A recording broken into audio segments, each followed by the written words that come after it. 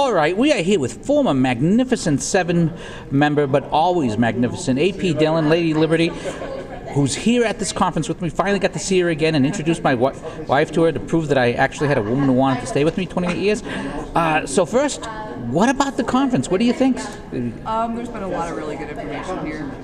There was particularly interesting information in the session on the differences between funding for schools and the amount of spending in terms of student enrollment versus the percentages of those versus the percentages of hiring for staff and administrators, and how it showed the administrative bloat, what the savings would have been had it just matched. Yeah, everyone was joking. He was joking at the start of his thing that, oh, this is stats, it's going to be boring, but that jumped out at me really big. That was one of the better sessions, I think. So I'm definitely going to be including that in one of the articles that I write. Yeah, I can see that coming. Yeah, this is interesting to see.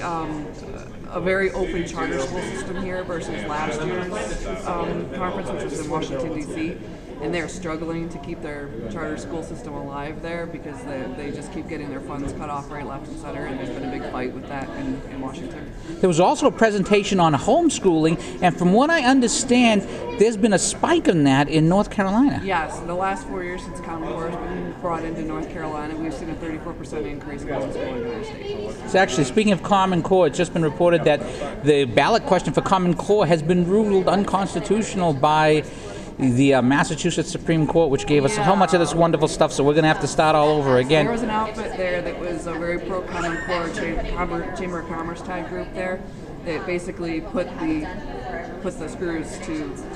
I mean, even the liberal AG had gone to it, but...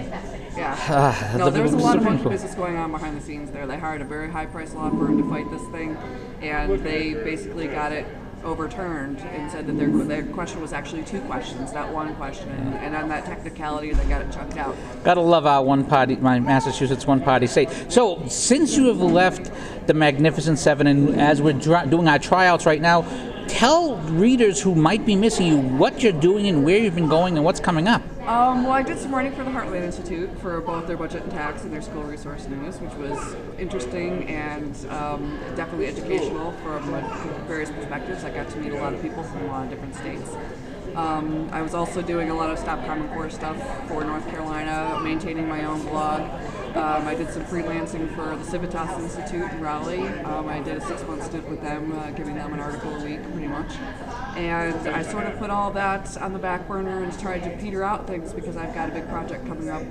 Probably we're going to launch at the end of September. Something you can talk about now, or you have to hold off? I can't tell you what the name will be, but there will be something bringing focus to the news in North Carolina in the end of September. Well, if it's done by a magnificent person like you, it will be magnificent. And of course, we must plug your site.